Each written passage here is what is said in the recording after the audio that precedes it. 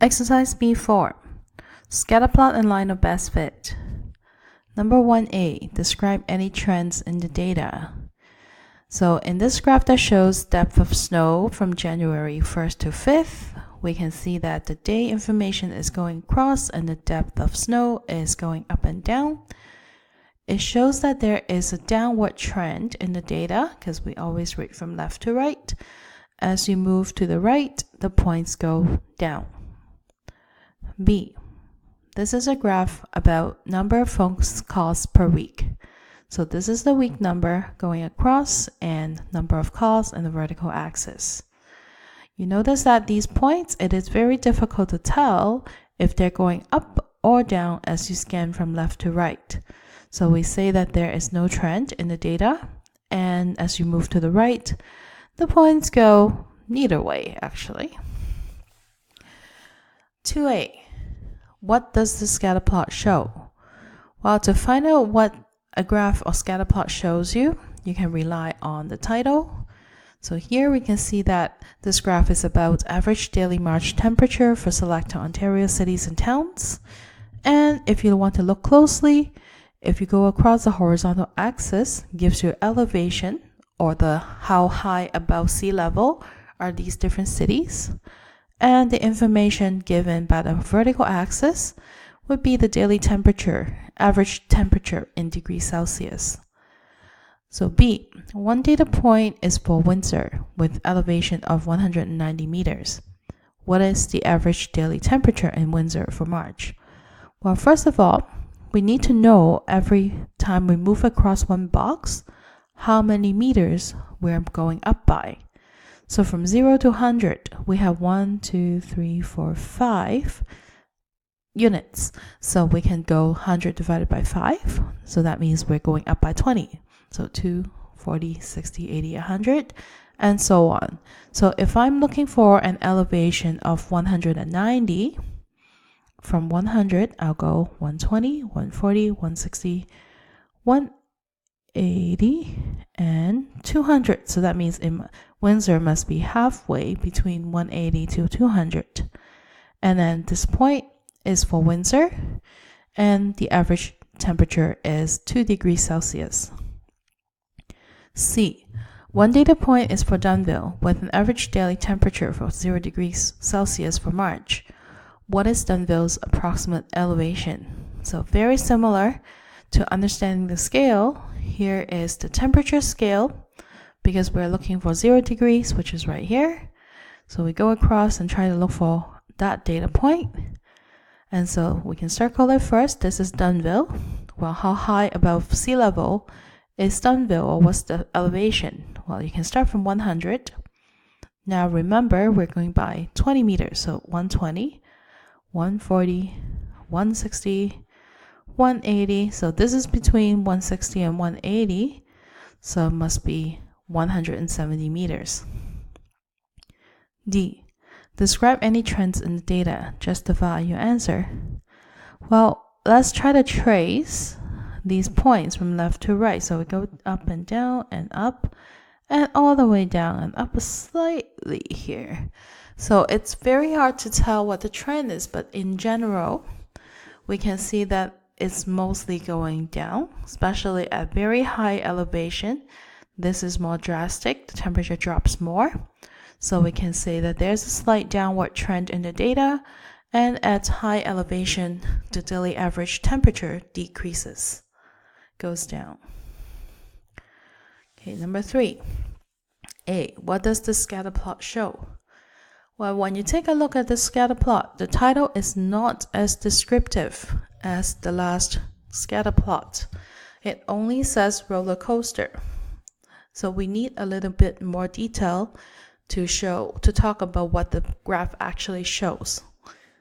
To get the details, you will go to the axes. Well, I see largest drop in meters of these roller coasters and top speed in kilometers per hour.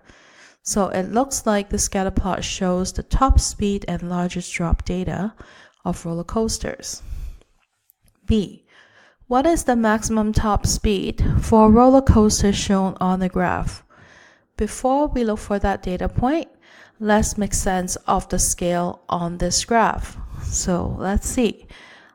If I go to the top speed axis from 0 to 20, I have 1, 2, 3, 4 boxes. So that means 20 divided by 4, we're going up by 5. So this is 5, 10, 15, 20, and so on.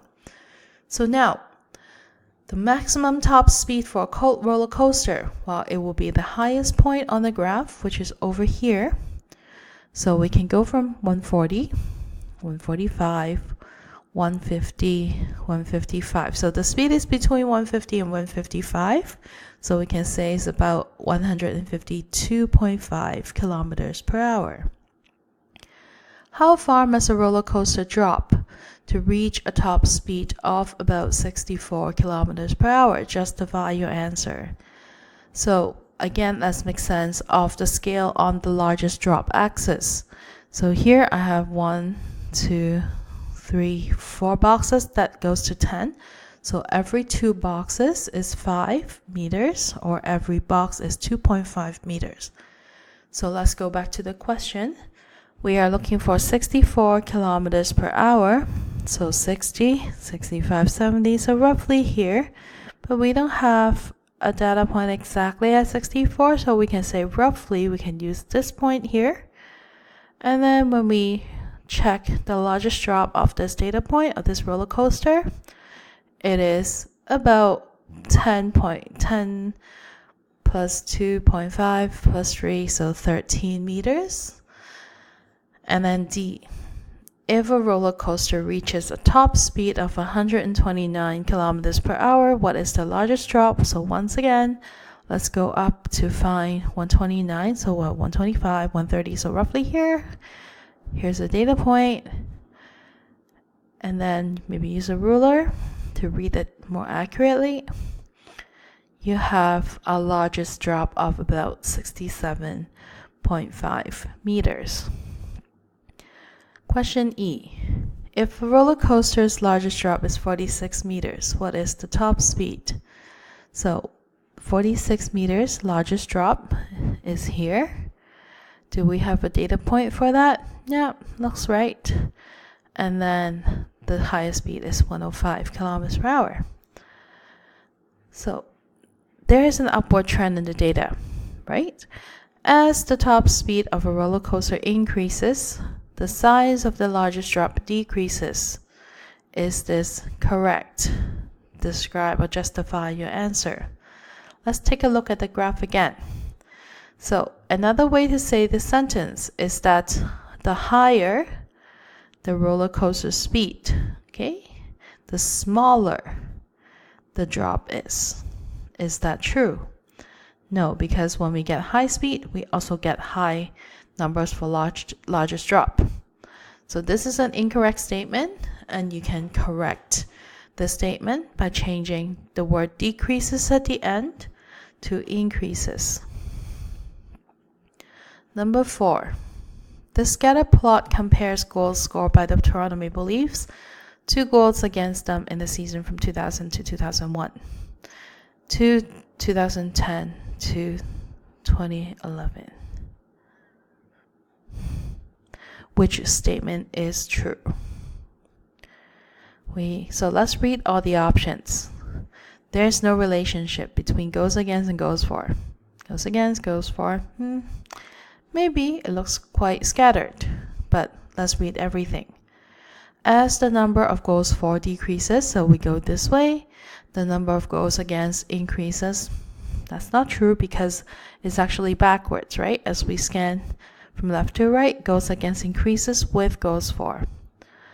Number of goals for stays the same no matter how many goals against occurred. That cannot be true because we do see some fluctuations, we do see some changes here. And D, as the number of goals for increases, the number of goals against also increases. I think this is a more accurate statement than A because we do see the upward trend here. Okay, so D is the correct answer. And by the way, goals for means that the actual number of goals scored by the Maple Leafs hockey team, and goals against means the opponent scored. Okay.